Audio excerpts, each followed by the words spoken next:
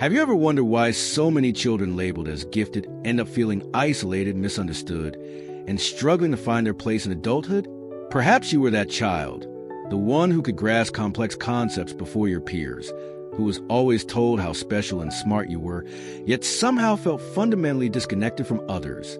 Or maybe you're raising a gifted child now, watching them navigate a world that doesn't quite know what to do with their exceptional mind. What if I told you that a pessimistic 19th century philosopher might hold the key to understanding this paradox? Today, we're diving into the fascinating and sometimes painful relationship between high intelligence and humans suffering through the lens of Arthur Schopenhauer's philosophy. Why do so many bright minds dim with age? What happens when the gifted label becomes a burden rather than a blessing? And most importantly, how can we transform this understanding into a pathway toward healing and fulfillment? The German philosopher Arthur Schopenhauer, often called a philosopher of pessimism, wrote something profoundly insightful about intelligence. The intellectual life of man stands to the physical much in the relation of a nutritive to the reproductive life of plants. The brightest periods of our life, from the intellectual point of view, are certainly not those of physical well-being. In simpler terms, he believed that exceptional intelligence often comes at a cost that many gifted children pay throughout their lives. When we look at giftedness through Schopenhauer's philosophical framework, something remarkable emerges. Schopenhauer proposed that higher intelligence leads to greater suffering, because the more perceptive and thoughtful you are, the more clearly you see life's inherent struggles and contradictions. For gifted children, this means they often become aware of existential questions and social complexities long before they have the emotional tools to process them. Imagine having the cognitive ability to contemplate mortality, injustice, or environmental destruction while still learning to tie your shoes. This mental-emotional asynchrony creates a fundamental disconnect that can follow gifted individuals into adulthood. Consider the young child who questions why people hurt each other while their classmates are focused on playground games. Or the teenager who sees through social hierarchies and arbitrary rules, but lacks the social skills to navigate them without conflict. Schopenhauer would argue that these children aren't broken. They're experiencing a natural consequence of heightened perception in an imperfect world. Interestingly, Schopenhauer himself displayed many characteristics of giftedness from an early age. He was reading philosophical texts when other children were just learning basic literacy.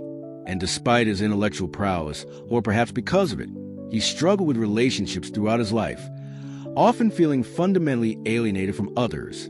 His own experience informed his understanding of how intelligence can create isolation. But what specifically happens to gifted children that leads to adult struggles? First, there's a problem of expectations. When a child demonstrates exceptional abilities early in life, parents, teachers, and even the child themselves begin to expect extraordinary achievements. These expectations can become crushing when the child inevitably encounters challenges, or when their development naturally evens out as peers catch up in certain areas. The narrative becomes, you were supposed to be special, rather than you are a complete human with both strengths and limitations. Think about how it feels to be constantly reminded of your potential. You could do anything if you just applied yourself. You're not living up to your capabilities. These messages, though often well-intentioned, create a harmful dichotomy where self-worth becomes tied to achievement rather than inherent value as a human being. Schopenhauer might suggest that this is part of the will, his concept of the driving force behind all striving, manifesting as societal pressure that traps gifted individuals in cycles of seeking validation through achievement. There's also the profound loneliness that comes from thinking differently. Gifted children often develop interests that peers don't share or understand. They may speak differently, using complex vocabulary or making connections that seem obvious to them but bewilder others. This cognitive difference creates social distance. As Schopenhauer noted, the person of superior intellect will have to pay for this advantage by enduring a feeling of isolation from which ordinary people are completely free. That isolation doesn't necessarily diminish with age. It often intensifies as social expectations become more rigid in adulthood. I remember working with a formerly gifted child, now a struggling adult in therapy, who described his childhood this way. I was always a smart kid, but never just a kid. I couldn't talk about the things that interested me without others getting confused or bored. Eventually, I just stopped talking about those things. Then I stopped thinking about them. By college, I didn't even know what interested me anymore. This loss of authentic connection to self represents one of the greatest tragedies of misunderstood giftedness. Another challenge is what psychologists call existential depression, a profound awareness of life's deeper questions and contradictions that can lead to intense despair. Gifted individuals often encounter this much earlier and more intensely than others. They question meaning, mortality, justice, and purpose at ages when most children are blissfully unaware of such concepts. Schopenhauer's philosophy directly addresses this, suggesting that heightened awareness inevitably leads to suffering because it reveals a fundamental emptiness behind much of what humans value and pursue. Perfectionism, too, becomes a prison for many gifted individuals. Having been praised primarily for their intelligence or achievements rather than effort or character, they develop a fixed mindset where any failure feels catastrophic. The child who breezes through elementary school may crumble when facing their first real academic challenge in high school or college, having never developed resilience or healthy responses to failure. As Schopenhauer observed, talent is a target no one else can hit. Genius is a target no one else can see. But what happens when the gifted person inevitably misses? Without proper guidance, the answer is often shame, withdrawal, and underachievement. Perhaps most perplexingly to outside observers, many gifted individuals develop a deep sense of imposter syndrome. Despite objective evidence of their abilities, they feel fraudulent, constantly afraid of being found out as not actually special or intelligent. This paradox emerges partly from the disconnect between their internal experience, which includes struggles, doubts, and confusion, and external expectations of effortless brilliance. When a child is told they're smart rather than that they worked hard or thought carefully, they internalize the idea that intelligence should come without struggle. Any experience of difficulty then becomes evidence of fraudulence. Schopenhauer's insight suggests something profound about this experience. He believed that the will, the fundamental striving force in humans, is insatiable. No achievement ever satisfies it completely. For gifted individuals who have tied their worth to achievement, this creates an endless treadmill of striving without satisfaction. No accomplishment feels sufficient because the goalpost continuously moves. The child who received praise for reading early now needs to graduate top of their class. The valedictorian now needs to attend an elite university. The Ivy League graduate now needs a prestigious career. The cycle never ends, and contentment remains perpetually out of reach. But understanding these dynamics is only the beginning. How can we use this knowledge to help both struggling, gifted adults and the next generation of exceptional children?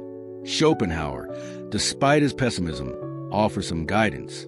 He believed that art, compassion, and asceticism provided pathways to temporarily escape the suffering caused by the will's constant demands. For gifted individuals, this translates into several practical approaches.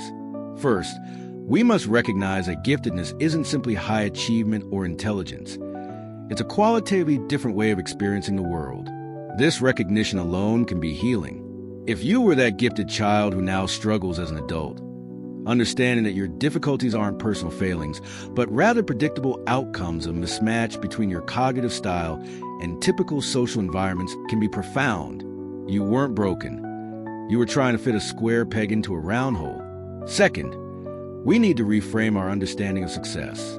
Schopenhauer criticized the endless pursuit of external validation and material achievement. For gifted individuals, this means developing an internal compass rather than measuring worth through society's often limited metrics. What truly engages your mind?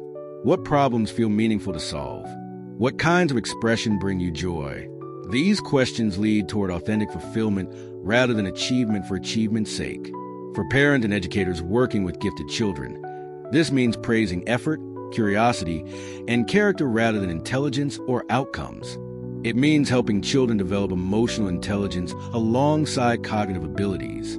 It means creating spaces where they can connect with intellectual peers, while also learning to bridge differences with others.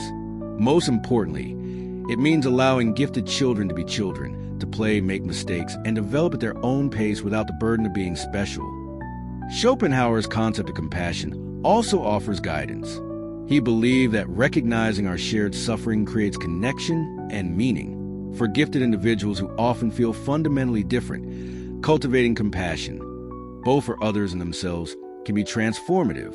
Understanding that everyone struggles, albeit in different ways, helps bridge the isolation that intelligence can create. Practicing self-compassion counteracts the perfectionism and harsh self-judgment that plagues so many gifted people. Finding the right intellectual community is crucial as well. Schopenhauer, despite his misanthropy, recognized the value of meaningful exchange with intellectual equals. For gifted individuals, finding others who share their depth of thought and breadth of interests, whether in person or through books, online communities, or creative pursuits, provides essential nourishment. This doesn't mean isolating yourself with only similar minds, but rather ensuring that this fundamental need for intellectual connection is met alongside other social needs. There's also tremendous power in reclaiming your narrative. If you were labeled gifted and now feel you've somehow failed, consider whether the expectations were reasonable in the first place. Being intellectually gifted doesn't guarantee success by conventional standards, nor should it. As Schopenhauer might suggest, true wisdom comes from seeing beyond conventional values to what genuinely matters in human experience. For those raising or teaching gifted children, balance is essential. These children need intellectual stimulation and challenge, certainly, but they also need emotional support, social scaffolding, and the freedom to develop at their own pace in all areas. They need to hear that their worth isn't tied to achievement. They need to learn that struggle is normal, even for smart people, especially for smart people tackling worthy challenges. They need to see that intelligence is just one of many valuable human qualities, not the defining characteristic of their worth. Perhaps most importantly, gifted individuals need to develop what psychologists now call a growth mindset, the understanding that abilities can be developed through dedication and hard work. This creates resilience in the face of inevitable challenges and failures.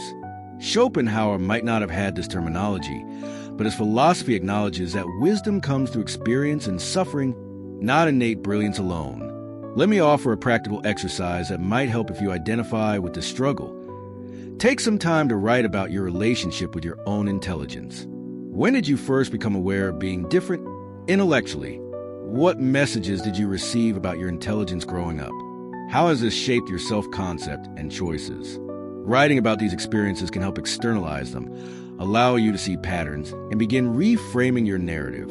Another practice is to deliberately engage in activities where you're a novice, where you'll struggle and make mistakes. This helps break the connection between worth and effortless achievement. Whether it's learning an instrument, trying a new sport, or studying a language, experiencing healthy struggle builds the mental muscles needed for resilience. For those haunted by imposter syndrome, keep an evidence journal where you record accomplishments, positive feedback, and contributions you've made. Review it when doubts arise. This concrete practice counteracts the cognitive distortion that you're somehow fraudulent despite evidence to the contrary. If you're parenting or teaching a gifted child, create space for them to discuss their perceptions and questions without judgment. Their existential concerns or social observations aren't too mature to address. They're reflecting their authentic experience of the world. Avoiding these topics doesn't protect them. It isolates them further. Schopenhauer believed that art provided temporary relief from suffering by allowing us to step outside the endless striving of the will. For gifted individuals, creative expression often serves a similar function, offering a channel for complex thoughts and feelings that might otherwise remain trapped internally. Finding your medium, whether writing, music, visual arts, or something entirely different, can provide both catharsis and connection. Remember that it's never too late to redefine your relationship with your own intelligence and potential. Many gifted individuals find their stride later in life, after breaking free from external expectations and connecting with their authentic interests and values. Some of history's most influential thinkers weren't early achievers, but late bloomers who needed time to integrate their exceptional cognitive abilities with emotional maturity and life experience. As we conclude, I want to emphasize that the struggles associated with giftedness aren't inevitable. With understanding, appropriate support, and intentional development of the whole person, not just the intellect, gifted individuals can thrive. Schopenhauer's insights help us understand the challenges, But we don't need to accept his pessimistic conclusion that suffering is inescapable. Instead, we can use this awareness to create better pathways for exceptional minds. If you found value in this exploration of giftedness through Schopenhauer's philosophy, please consider liking this video and subscribing to the Wisdom of Human Nature. Each week, we explore how philosophical insights can transform our understanding of modern psychological challenges and human experience. Your comments also help build our community. Share your experiences with giftedness, whether personal or as a parent or educator. Remember, in sharing our stories, we create connections that help heal the very isolation we've been discussing. Until next time, remember that true wisdom comes not just from brilliant thinking, but from integrating that thinking with compassion, self-awareness, and authentic connection to others. Your intelligence isn't a burden to bear alone.